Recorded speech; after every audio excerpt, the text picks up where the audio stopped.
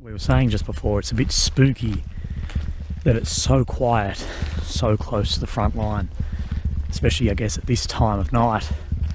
It makes it feel very like safe that nothing's happening, yet you're well within range of everything, you know, within a kilometre from where we are. And you know, only the last couple of days there's been a lot of footage coming out of people, journalists and everyone getting caught up in, you know, indirect fire and artillery and whatever, and we heard it coming in.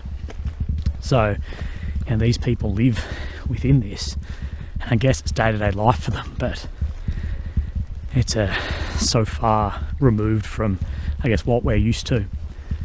It's very confronting.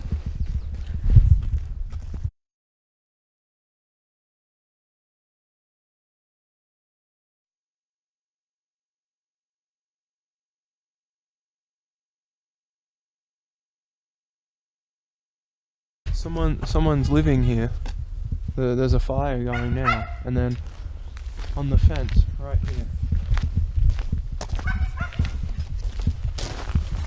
it's damage from shrapnel peppering the fence. So we're about to leave because the sun's going down and civilians are actually already like essentially evacuating the streets. People are putting their cars away, they're going home. This is the last thing we were going to kind of have a look at. It's one of the palaces of culture. In peacetime, people would have come here for events, maybe to go to the theatre, maybe to see a performance or like a local speech or something. And it's clear that on the edges you can see the damage from shelling. It's now been evacuated. It's fallen into disrepair. And you know, after 8 years of war, many towns look like this. Destroyed by the fighting and shelling and people leaving. And when people leave, of course, you have less people to help with maintenance and upkeep of these areas. So it almost becomes a self-fulfilling or self-perpetuating cycle where the people leave, so the town falls into greater disrepair, and because the town's in greater disrepair, more people leave.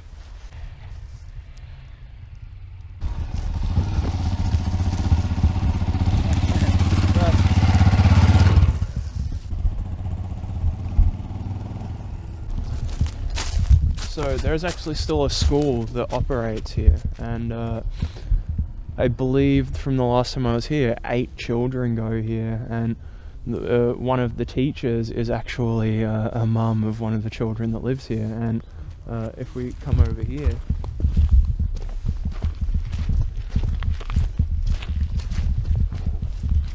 you can see that the bottoms of the windows are basically boarded up to prevent people who are sitting inside from potentially being hit by shrapnel. And on the exterior of the building there is kind of not graffiti but art, and this one over here on the edge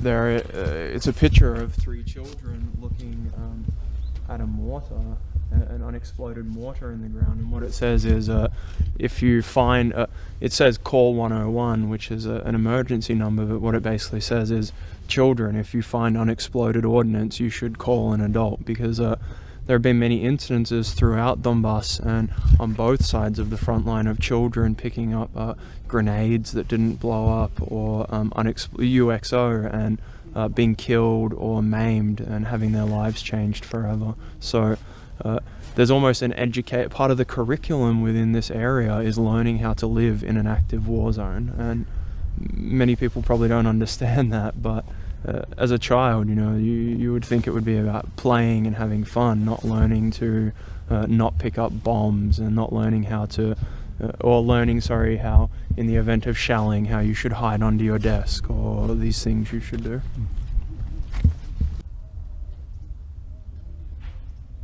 There you go. It's starting. Yeah. I only just flicked the camera on. I don't know if I got the first one, but we had a couple of close-ish artillery. There's another one if you can get that. Artillery coming in.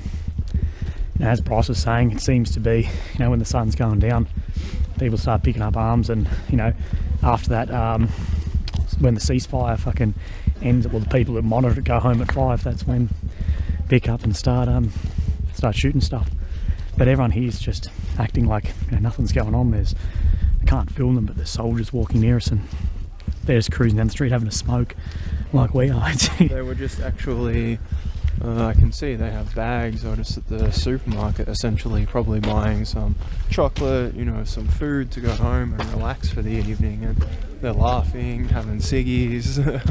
It's really quite surreal.